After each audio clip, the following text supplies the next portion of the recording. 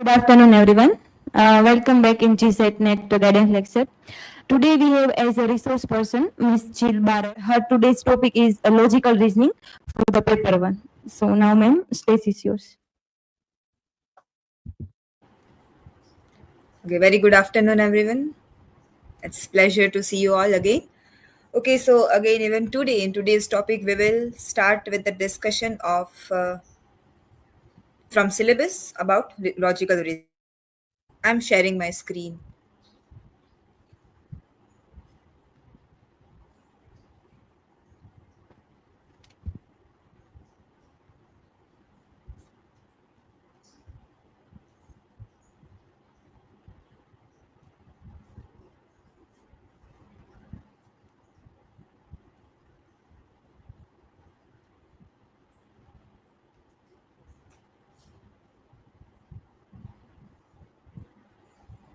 Okay, so I hope my screen is visible.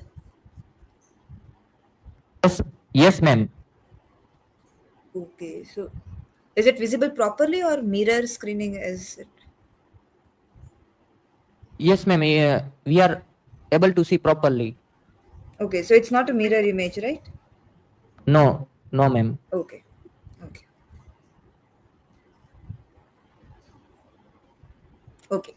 So very good afternoon. Today we are discussing logical reasoning, unit 6 of our paper 1. So, beginning with the syllabus, if we look on to the syllabus, it is very simple as it seems. Well, when we apply the syllabus, the topic turns out to be a little difficult.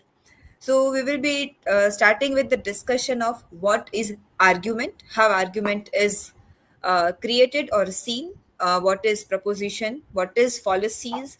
We will be majorly focusing on PYQs. If we go through the content of various books or material, logical reasoning is a large topic with lot of theoretical topics, and when we for an exam is based on application of the knowledge. So I have referred to the PYQs, and topics which we are going to discuss today are majorly which are frequently asked in the exams. So it is arguments, then reasoning, that is deductive and inductive reasoning, analogies, Venn diagram, Indian logic, and in Indian logic, pramanas, and structure of Anumana Vyapti, and various topics of Indian logic. Beginning with what is logic? Logic is applying our knowledge, applying principles to obtain something, to understand something. We always, even in a general life and regular life, we are applying our logic. We are deciding something. Similarly, here we are looking at some content. We are looking at the questions, and we are applying our knowledge and getting some solution. Logic is of two types: analytical logic, that is analytical reasoning, and logical reasoning. Analytical is subjective. Subjective means in my perspective, in personal perspective. While logical reasoning is rational and objective. It is seen from the third person's point of view, which we will be discussing. Logical reasoning can be divided into three: deductive reasoning, inductive reasoning, and abductive reasoning. Right? So these are the general topics, and GSET majorly focuses on this type of reasoning. Not only applied questions, there are also some type of theoretical questions asked from this topic. So in general terms, what is deductive reasoning is we are given 2 to 3 options or 2 to 3 choices, and to reach at a particular solution, we cancel out some of the inappropriate or less appropriate options, and we reach to the solution. That is deductive reasoning. We deduct something, especially when we are doing odd one out in the option, while attending the questions of MCQs, we see which is not directly connected, and we keep on cancelling those options, and deducting the various options, we reach to a particular answer. That is deductive reasoning. Inductive reasoning is probabilistic. We have a lot of theories. We collect all those points. We look at the observations that this person A is having this point, person B is giving this perspective, person C is giving this perspective. We combine all the perspectives and come to one general answer, general solution. That is inductive. And abductive is educational guess. We see that this person is doing this person is doing this, so this is the solution. That is abductive reasoning. Generally, the questions are not asked from this abductive reasoning, but there are chances of theoretical questions. And if we have a knowledge, then we can choose odd one out while answering the questions. So here is an image. In deductive reasoning theory, there is a theory, there is hypothesis, then observation, and then confirmation. It gives a specific conclusion which is true, a specific answer. While in inductive reasoning there is observation, then I try to identify the pattern, then we give the hypothesis, and then we are giving the theory. From the specific observation, we come to general conclusion. It can be true, it is probable answer. While in abductive reasoning, there is observation, then we assume that this is the possibility. We create hypothesis and we give the best guess. It is not truth, it is our guess. There is incomplete observation, but it is based on prediction. It can be true and cannot be true, right? So here is one of the question, that is, arrange the steps of evaluating of deductive argument. You can answer me on StreamYard or also in the YouTube chat if there is audience on YouTube live. This is a theoretical question. It is not a practical question that deduct this. But now they are asking that what will you do what will be the steps you will be following in evaluating. So you can go through the options. Option A is assess the truth of premises. In further slides, we will be seeing what is premises, what is conclusion. But for the question of deductive argument, what assess the truth, identify the premises and conclusion, test logical structure, and determine soundness. These are the options. A little difficult one, but you can try. You can refer to this image.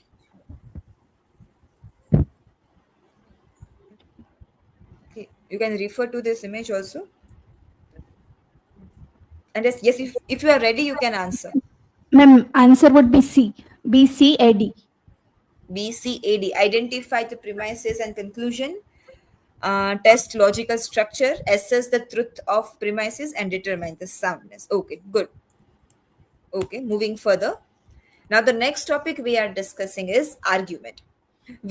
This logical reasoning is having a direct topics. We will be discussing topics and discussing questions. So what is argument? Argument is a structure of 2 or 3 sentences. It is the combination of one or more premise and one conclusion. Premises are evidence or facts. As if we say, the door is open, the window is closed. These are our sentence. And what is the conclusion we are giving from those accepted facts is a conclusion.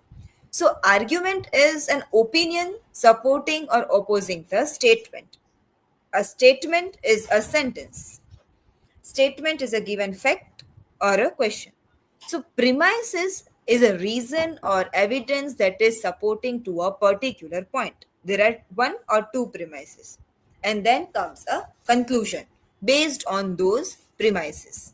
We will have yes. So here is an example of statement. Statement is premise 1, then premise, and then conclusion. So premise 1 is all fruit are red. Premise 2 is bananas are fruit. And the conclusion given is therefore bananas are red. This is a complete argument which we are seeing here in this theory, that what is argument, what is premise, and what is conclusion. So argument is prepared or is seen combination of premises and conclusion. On the basis of premises, we are inferencing conclusion, and that this image shows that premises and conclusion are statement which are creating argument, right? Okay, so argument is deductive and argument is inductive. Deductive, as we discussed, what is deductive reasoning, that we are cutting out the less appropriate options and coming to a true answer, right? And inductive is giving one general answer, probable answer. So deductive argument can be valid and it can be invalid. What is validity? How is validity test? The conclusion of the premises are true or false, whatever they are, assuming that premises are correct. That we assume that this premise is correct. And then we are reading the conclusion. Then based on those correct premises, are those conclusion true? Is this conclusion true? then that is valid. And if false, then that is invalid. Right? So if we see based on this example, all fruits are red. We are considering that true. It is not truth, but we are assuming it to be true. Premise 1, assuming it to be truth. Premise 2, bananas are fruits. True. And then we see at the conclusion that therefore bananas are red. So based on the premises, considering them truth, we can say that yes, the conclusion is truth. So it is valid based on the premises. This is based completely on our assumptions of premises, right? And if the premises considering them to be correct and the conclusion is not correct, then it is invalid. This seems confusing even in explaining, even in understanding, but practicing will help you when you will go through the theory, reading by self, understanding by self, making notes, self notes. It will be more helpful. After validity comes soundness. These topics are majorly asked based on theory, that number of statements which are correct from this, or in assertion on reason questions also this type of questions are asked. The next is soundness and unsound. Soundness, there is unsound and sound. These are very simple, that if the conclusion and premises are real, are truth in reality, अगर वो सच में सही है, truth in reality, then they are sound. And it is completely based on assumptions, then they are unsound. Like in this example, fruits are red, bananas are fruits, therefore bananas are red. But that is not the reality. It is just assumption. So it is unsound. I hope based on the examples we are getting clarity. And if not, please do ask if you are not understanding anything, right? That is in deductive argument, valid, invalid. Valid can be unsound or sound, but invalid is always unsound. It is invalid. Then there is, the conclusion is only false.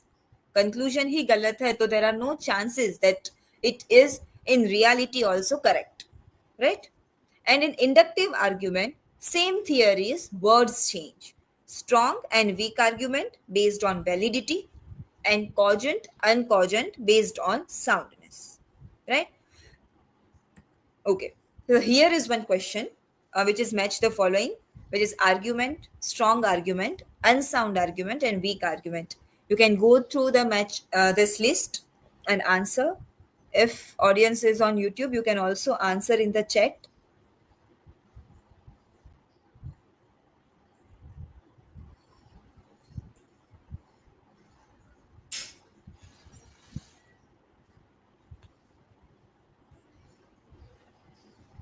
So match the following becomes easier when you can find one answer correctly. And this one, if you go through that deductive reasoning method, then you can identify easily what is the answer.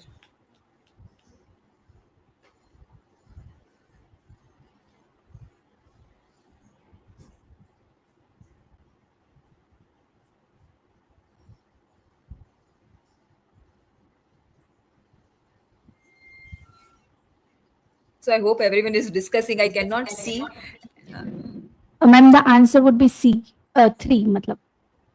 Answer would be 3. So according to your answer, argument, that is A, and which is matching to number 3, the inductive argument. So if argument cannot be an inductive argument, no? Answer 3 is not the correct one.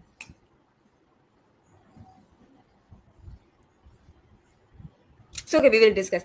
Argument, as we see the definition, argument is a set of statements which a claim, a conclusion is defended.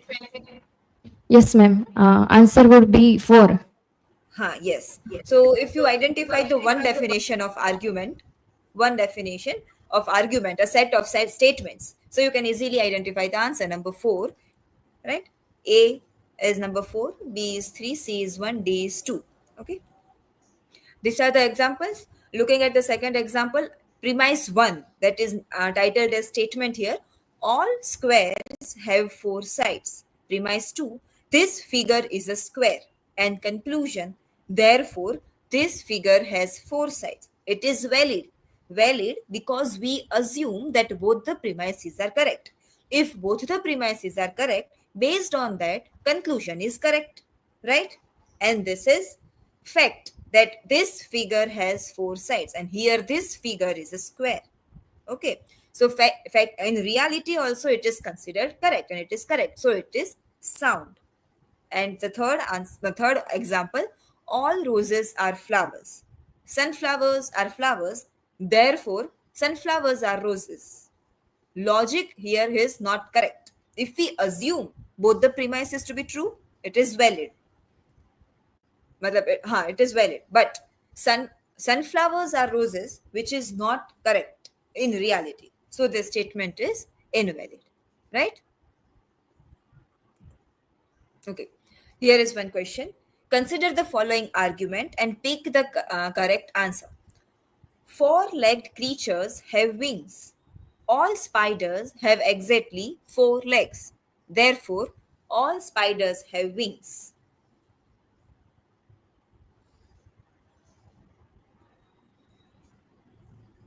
So beginning with, let us read the premises and first identify whether it is valid or not. Validity can be identified based on if conclusion is correct, true or false, based on assuming premises to be correct. So all 4-legged creatures have wings. We are assuming it to be correct. All spiders have exactly 4 legs. We are assuming that to be correct. And so therefore, all spiders have wings.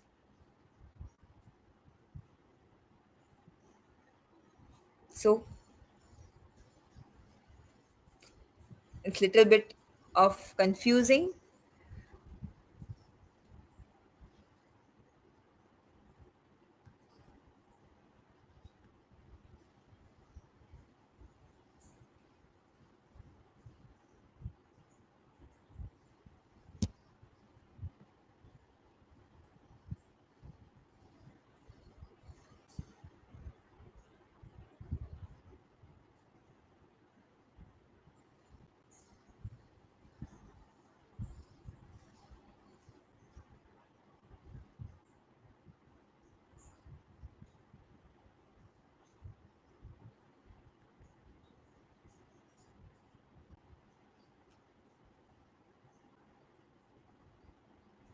Ma'am, I am not sure, but it might be second one.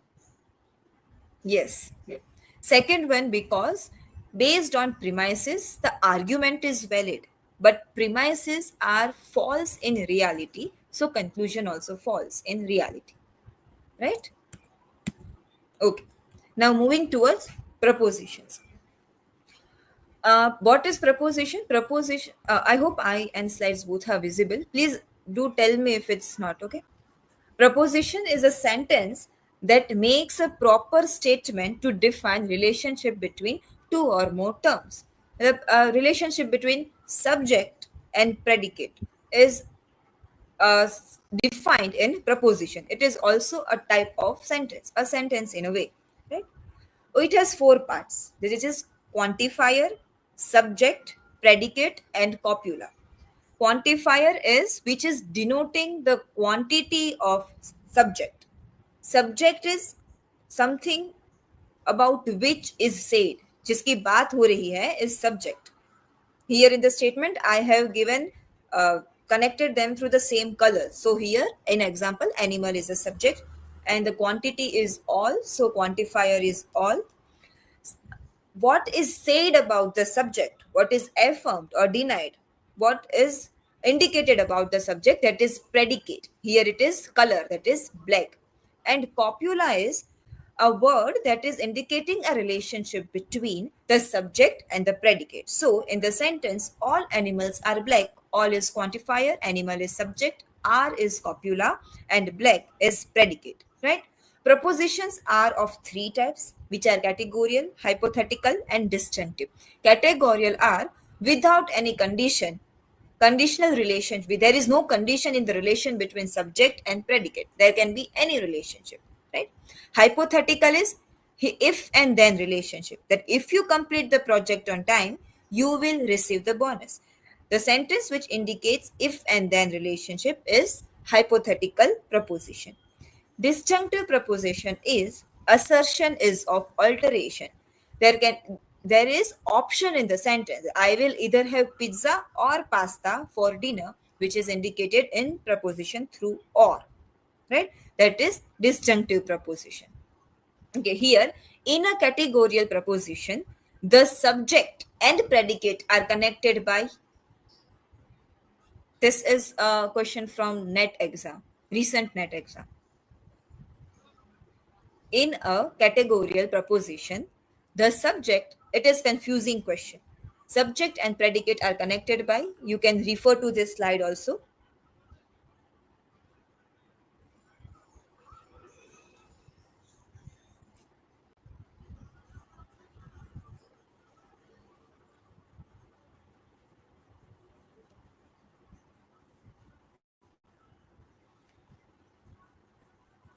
Ma'am, the answer would be 3.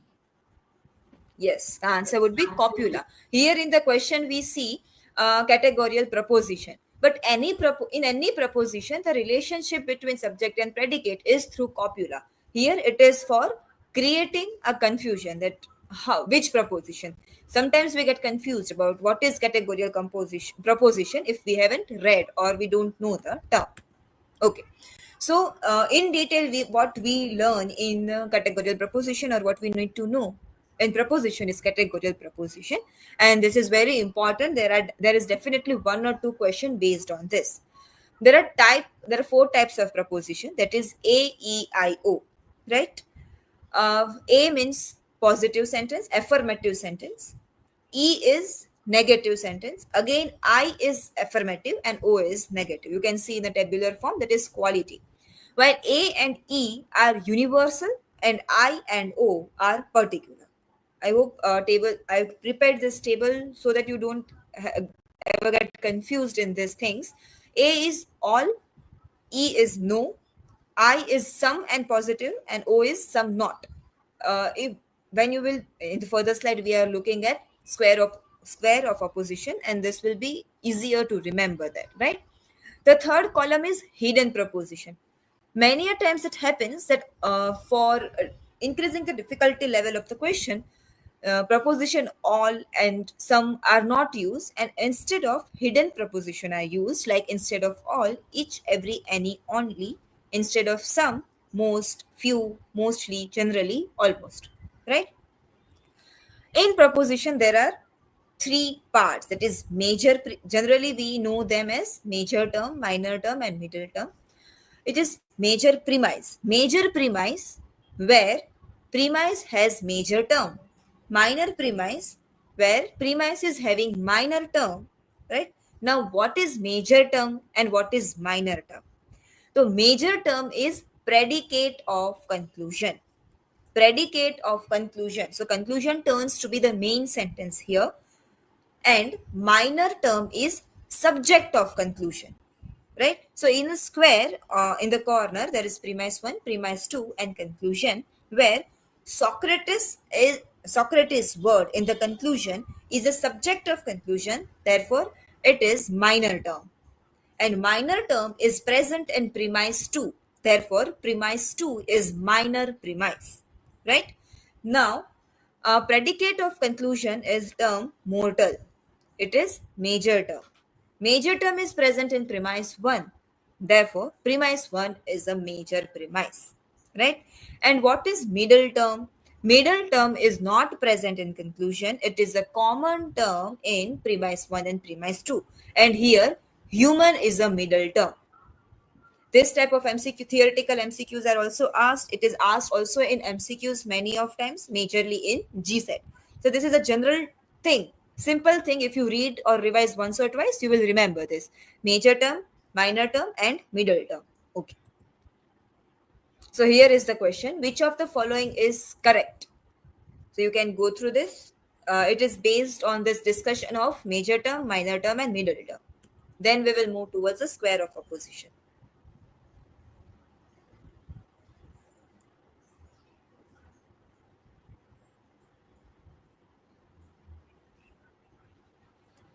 So middle term is the easier term. We remember middle term is a common word in both the premises. So we will search for the term middle word here. So C option, middle term must be distributed at least once in the premises, which seems to be correct, right? Middle term should be present in premises. So if we look at the option 3 is cancelled. Option C is correct, right? So now we have to decide between A, B, and E. So the term, we go to the E sentence E, the term distributed in the conclusion must be distributed in the premises, which says the terms which are present in conclusion should be in premise, which is also true. And if we look in this example, the terms which are in the conclusion should be in the premises, right? So E also seems true, C and E. So we can get an answer, but for the clarification and confirmation, if we look at the sentence B, predicate of the conclusion is a minor term. So is it predicate of the conclusion is a minor term? No. Predicate of conclusion is a major term. It is also written in the slide, right? So B is not the correct option. So B is option 1 also went, option 3 also went. C and E are probable answer according to us. And we can see A option also. If two negative premises, affirmative conclusion can be drawn, which is not possible, right? So we go with the answer 4. Fourth option, C and E, that middle term is distributed at least once in the premises, and the term distributed in the conclusion must be distributed in the premises, right? I hope you're getting some clarity. Okay. Now, let us go to a square of opposition. Here you can see the image. I have drawn this image for my reference for while I was making notes. Here is an image from Google. Okay. We will go with this one. In square of opposition, there are 4 types of opposition. That is contradictory, contrary, sub-contrary, and subalteration. So for the easy remembrance, you should remember the image. So in this one, in this 4, contradictory opposition are the easier one, which contradicts. So first of all, you can imagine a square where A, E, I, O, you can assume in the air A, E, I, O. As we saw in the table, A is all sentence. Upper side is universal. In a table, you imagine, you can see in this image also. In the upper side is universal, lower is particular, right is negative, and left is positive. So, universal positive is A. Universal negative is E. Negative particular is O and positive particular is I, right? As we saw in the table, if you remember this diagram, your out of 5, 2 to 3 questions you would be able to attempt correctly and easily, right? So A is all is, E is no is, I some is, O some not. This is how you can remember. Now upper where the A and E, that is contrary opposite. A and E are contrary opposite, which is on the upper side. Lower, when I and O are connected, it is sub-contrary. So contrary and sub-contrary, right? And both the side are subalteration. That is, I, E are in subalteration relation, E and O are in the subalteration relation, right? So A and E contrary, I and O subcontrary, A and I subalteration, E and O also subalteration. Now, in cross, that is A to O and E to I, they are in contradictory opposition. And the reason to remember this is they are contradicting. So if A sentence is true, O is false. And if O is true, A is false. Same with E and I. Either of one is true and either of one is false. They are in a contradictory relation. They contradict with each other. It is easy to remember, and it will help you many a times in your MCQs to remove the odd answers, right? Now, looking at A and E relationship, which is contrary, easy to remember is they both are never true together. They both are never true together. One can, A is true, E is false. A is false, E can be true or false. A is false, E is false. These are the possibilities of statements, right? While possibility of premises. contrary opposition, both the sentences cannot be true altogether. In opposite and sub-contrary, both the sentences cannot be false together, right? And in sub-alteration, both can be true and both can be false. They cannot contradict. If A is true, I is true. A is false, I is false. E is true, O is true. E is false, O is false. They cannot contradict with each other. So if you remember this table, many of the questions can be easily done. This image is clearly stating A, E, I, O.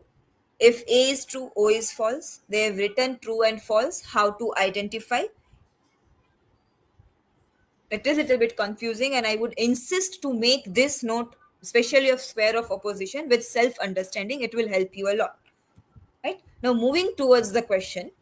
This is the type of question which is asked from square of opposition. Which of the following two statements cannot both be true but can be false? Cannot be true but can be false. That is contrary opposition, that is A and E, right? They cannot be true but they can be false. So A and E. So how the A statement looks begins with all and with is, and E statement looks no is, right? So we have to identify that question, that type of sentence here. Option A is all monkeys are apes, right? So here we need to identify is sentence type A and sentence type E. So option number A is A type. Is question the sentence B is E or A type? It has some, right? Some wale sentences are not A or E, they are I and O, which is here in the table, right? A has all, E has no, I and O has some as a quantifier in the sentence. So here we can identify all and no. So it is easy to identify that A and D, that is option 1, they both can be false, but they cannot be true altogether. I hope you are getting the idea. It is a little bit of confusing. And now if it is asked that both the sentences are true, which means that it is subalteration, and right here if it is asked that both the sentences are true, then it is here possible both the true in subalteration relation A and I. So all and some, which we can see here, all monkeys are apes, some monkeys are apes. So these two sentences A and B are in a subalteration relationship, while A and D are in contrary opposition relationship, right? As this question is asked, cannot both be true, but both can be false. Right? Moving forward, if the statement some birds are not is true, which of the following statement is immediately inferred to be false? So let us first identify the type of this sentence. Type is some not. It means some not is O type of sentence, right? And it is true. Then which can be inferred as directly false? So if it is true, which is directly false? A sentence in a contradictory opposition. And which is the A sentence here? All birds are mammals is an A sentence, all, right? Which can be immediately inferred as false. So square, if you are clear with square of opposition, you can solve many of the problems, and this question is for you. So please try solving this. No monkeys are feline. So first identify the type of sentence it is based on A, E, I, O, and then infer it to be true. If this is true, which is the other sentence that can be true? Okay, let me go, or else we will have a time constraint then. So no monkeys are feline means no. So this sentence is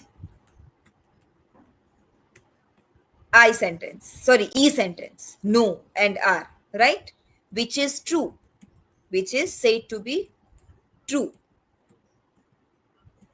right? This is true. Then which is the other sentence which can be inferred to be true? So if E is true, where it can go as true in subalternation relationship, which is O sentence type is true. So we have to go for some not. And some not sentence here is some monkeys are not felines. So it is inferred that the answer option 4 is correct. If this is true, then this is also true, right? Okay. Next is fallacies. There are number of fallacies. Fallacies means error of reasoning. It can be logical or it can be accidental. Like we will talk about few of them. Number one is masked men fallacy, which is majorly asked that when there is confusion between two people's identity or two objects' identity, there is something shown with a mask, then that is masked man fallacy. Not clearly said what is truth, right? Other is bad reasons fallacy. When while doing an argument, the reasons given to prove yourself is not correct or is weak. Reasons are not good enough.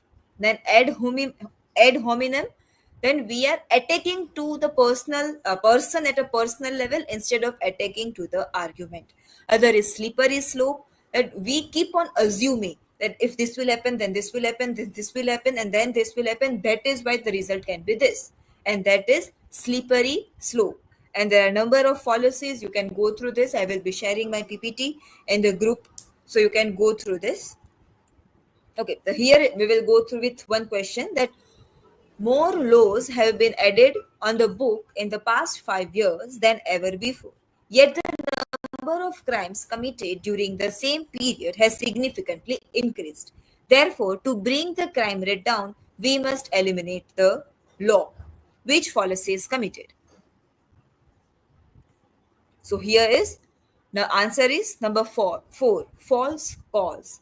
If we are trying to come to conclusion, to the some conclusion without any proper evidence and without any proper reasoning. This is happening and this is the reason, which is not even correct reason. Then therefore it is false cause reasoning, right? Here it is faulty cause effect, mistaking sequence of causation.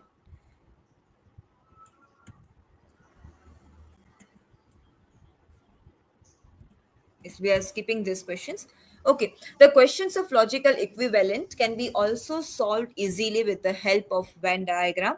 What is Venn diagram? You must be familiar with that tool of overlapping circles.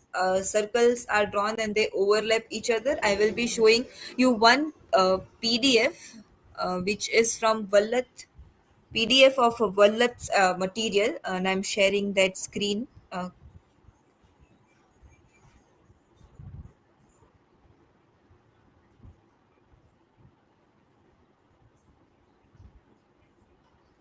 Okay. For the reference of what is Venn diagram, I hope, are you seeing? Okay, yes. Okay. So these are the Venn diagram that to solve the question same as logical equivalent. And I hope you are familiar with this concept. So we are not going in this in detail, that if there is sentence like all we are A, then B goes inside the content of A, the circle of B inside the A. Similarly, if no A and no A is B, then those circles are different. Here you can see through the cursor that A and B has no relationship. There is some relationship between A and B, then they overlap each other to some extent. This is how Venn diagram helps to solve your problems, and there are certain questions asked in GSET which is helpful, which is requires the knowledge of Venn diagram. I will be showing you in the quiz. I have included some of the questions of Venn diagram. Okay, here is one question. Now these are both the questions are from GSET paper. Which of the following diagrams correctly represent the relationship between tennis fans, cricket players, and students? So you can attempt the question, which is 11th number, indicated through 11th number. So let me explain that one. So There can be students who are interested in tennis and cricket both. There can be other people other than students. So if we consider this as students, this as cricket players, there are chances that students and cricket players combine here. Students can be cricket player. This is that area, right? Tennis fans. Students can be tennis fans. Cricket players also can be tennis fans, and there can be people other than those. So all three overlap, and here comes a common area. And so for that, the answer is this first one, right? Looking at the next one, relationship between the traveler, train, and bus. Ma'am, answer would be C. In which one? In 45 Ele- number. Yes. Yes, in 45, answer can be C. Yes, that is correct.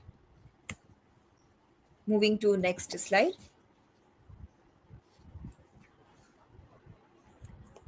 Okay, so now Indian logic. Indian logic, I would insist you to read and read once at least, not in detail, but read once. Indian logic has two main branches, that is orthodox, that is Astic, and unorthodox education and unorthodox logic, we can say.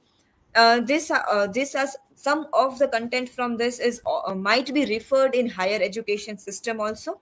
Orthodox means people who believe in Vedas, knowledge of Vedas, and unorthodox means not not the one who don't believe in God or are Nastic, what we use in today's term, but the people who do not believe in Vedas and have their own another understanding and knowledge system.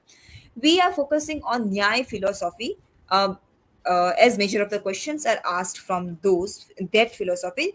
And orthodox system has Nyaya philosophy, Vaiseshika, Mimamsa, Sankhya philosophy, Yoga philosophy, and Vedanta.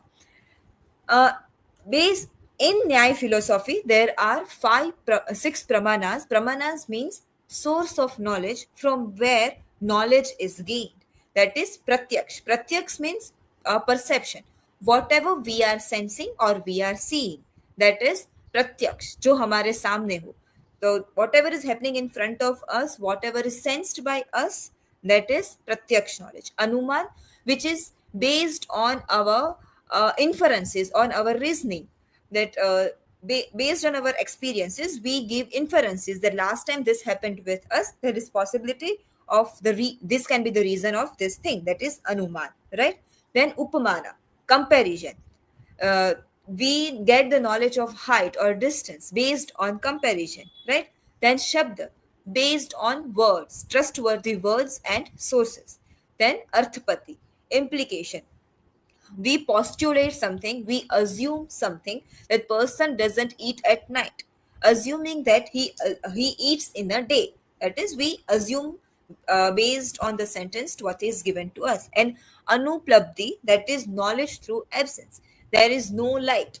If there is no light in the room, we assume that perhaps there is cut off a light, or the switch is not on, or something we get from the absence of the light, right? These are the source of knowledges, pramanas. In Anuman, there are types. There are no direct question asked from this thing, this content, but I feel this is important because in many of the practice question paper or practice question set, questions are asked from these theories also, right? Now, here is one question which is asked in net from Indian logic system. Statement 1. According to classical Indian school of logic, that is Nyaya, the argument sound is eternal because it is audible is fallacious. And statement 2. According to the classical Indian school of logic, sound is eternal because it is audible. Commits the fallacy of irregular middle term where the middle term is too wide. Here, both the sentences says almost same the things, but statement 2 is giving the reasoning of statement 1. And this both the sentences are correct based on classical Indian school logic. We are not just going in detail because we are already ahead of the time given. Okay. This is also one of the question, that according to the Nyaya school of logic, the fallacy of irregular middle term is, the answer is anekantika, and here is the reasoning behind it in the answer, that fallacy of irregular middle term, uh, that means middle term is hetu here in Indian logic system, as we saw in English terms. Indian logic system turns out to be little difficult for us to understand because we don't have those vocabulary in our general use and in our regular use. Here is the theory. I'm not discussing in detail. Okay. This is very important. Definitely one of the question is asked from this Panch Avyaya Vakya, which is Pratigna, Hetu, Udarana, Upanayana, and Nigam. Pratigna is proposition. Hetu is reason behind that proposition. Udaharan is an example. Upanayana is something like that, and Nigama is conclusion. In GSET, question is asked meaning of proposition in Sanskrit, meaning of conclusion in Sanskrit word, Sanskrit vocabulary, and here are those vocabulary, the reference for the vocabulary. And the last topic for today is Vyapti, because I saw in PYQs 3 to 5 questions which is related to Vyapti. So what is Vyapti? It is a concept that is referring to invariable and necessary relationship of concomitance between reason, that is hetu, and sadhya, that is a sentence, that is the term. So definition of Vyapti is Vyapti is the constant and invariable relationship between middle term and major term, hetu and sadhya. The major term in Indian logic is sadhya and middle term is hetu. The relationship is Vyapti, right? For example, wherever there is smoke, there is fire. The presence of smoke is the reason why we are looking into that situation, is indicating that there is fire, and that relationship is shown through Vyapti. It is very much important for the concept of Anuman, that is assumptions, right? There are two types of Vyapti, Anvaya Vyapti and Vyatirek Vyapti. And this was one of the question in GSET which was asked related to Vyapti, that what is Vyapti? So as this theory says, it is a relationship between the middle and the major term. It is a state of pervasion, and Vyapti serves a basis of Nyay Syllogism, right? And so all the three sentences here is correct related to Vyapti. This was one question, and this question was from comprehension. And I have added this here because it has Indian logic terms, and if we are familiar to these terms, we can easily answer if related question is ever asked. Okay, this is all for today, and here is the scanner. You can scan this and attempt the quiz. I will be also sharing the scanner and the form and the group we have of Net and Set. Currently, you can scan this.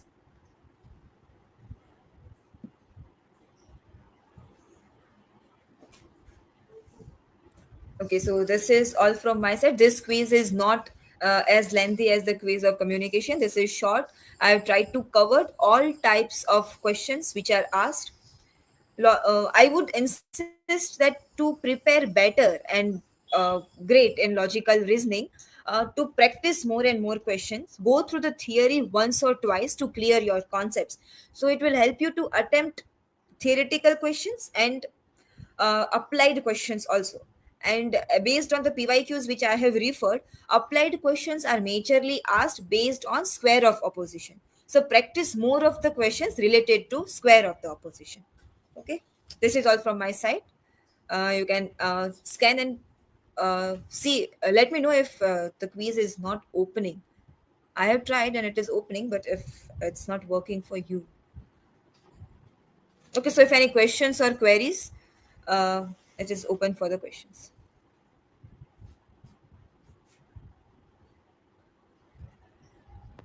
First of all, thank you so much, ma'am, for conducting such insightful session.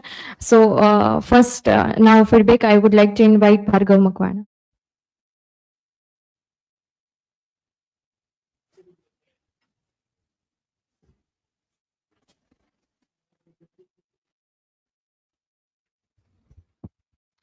So first of all, thank you, ma'am. Today is the second time when you have get the time to guide us, and throughout your session, you have discussed many topics which are related to us, specifically in logical reasoning because I thought that I might skip it because I am not aware.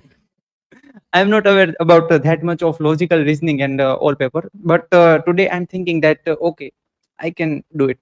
So thank you, ma'am, from my side.